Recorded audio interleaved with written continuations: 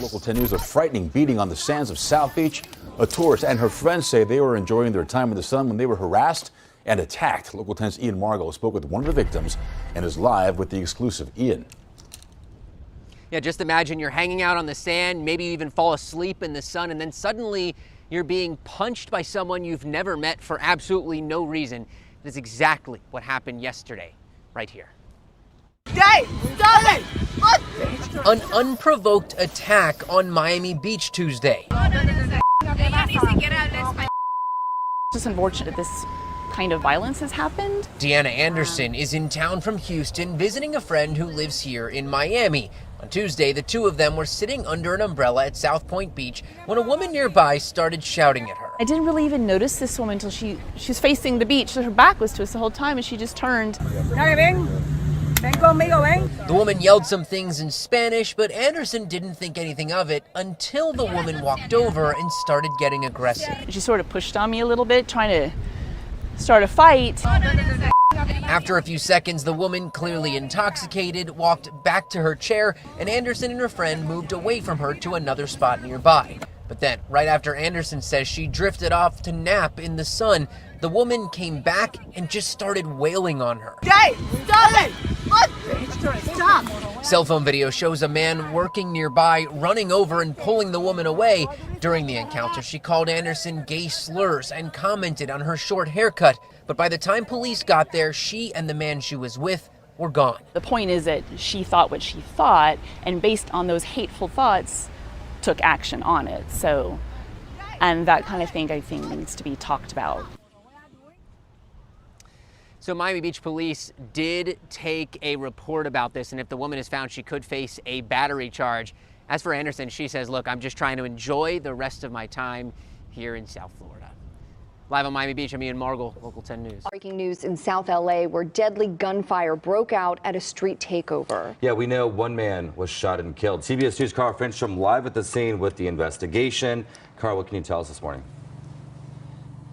Chris, LAPD officers came out here to break up what was reported to be a very large street takeover, about 200 people.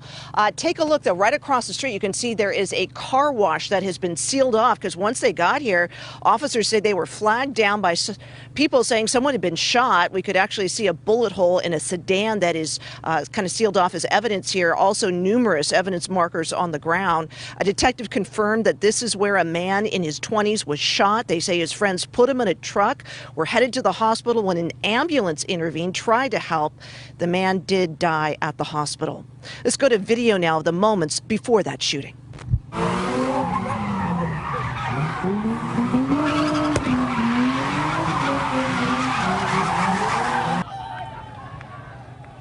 And you can see it was a wild scene here at Hoover and Century. Cars swinging, folks hanging out of them, others running around them, many with cell phones recording. One vehicle ended up bursting into flames with fireworks overhead. No information yet about what triggered the shooting here or a suspect description. And this is just one of the dangerous street takeovers law enforcement had to deal with last night. Take a look. Just about 6 miles away at Alondra and Central, you can see more cars swinging, people hanging out of the windows, fireworks and explosives reported there as well. Now, this does appear to be a separate incident, although participants often go from one to another. A homicide lieutenant tells us one thing all these takeovers have in common: folks with cell phones recording.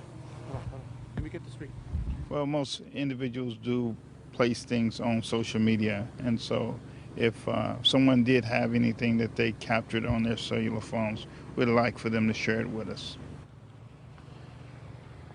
All right, we've moved over to the intersection here, giving you a look at some of the rubber tire marks you can see right here.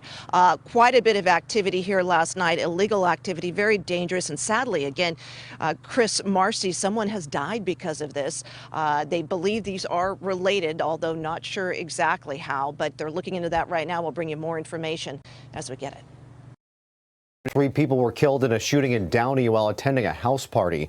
This happened just before 1 this morning on Lead Street. Police responded to a call of shots fired and arrived at the scene to find 4 men and 1 woman with gunshot wounds. 3 of the men died at the scene.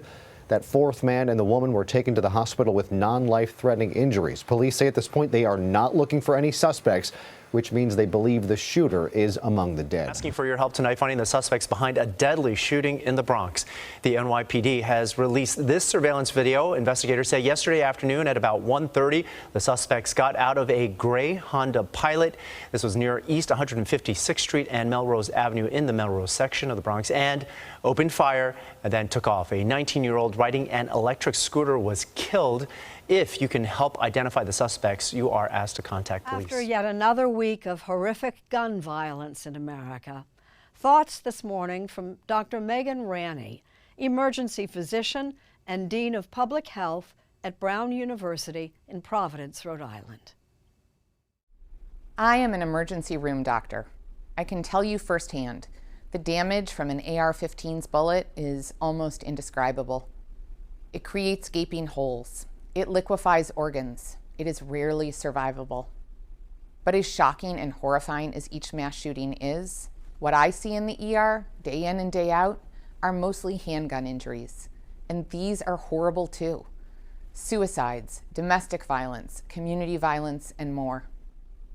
Regardless of the gun used, the way a bullet rips through a body is similar to the way gun violence tears apart our communities.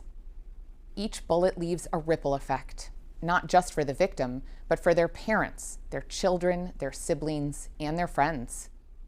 Talking to each of them is part of my job too, and it's heartbreaking.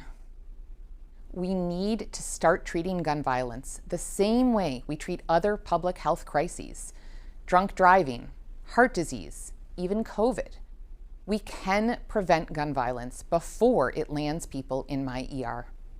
So, for all of you losing hope, here are 3 actions we can all take today. First, if you have a firearm in your home, that's more than 40% of us in America, make sure it's stored safely, locked up, ideally unloaded. Second, know the danger signs: depression, dementia, domestic violence, substance use, and, yes, hatred.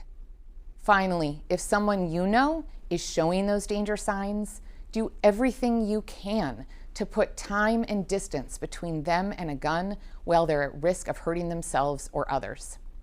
I'm tired of taking care of victims and their families, but I maintain faith. This is not easy, but we can do it. It just takes all of us.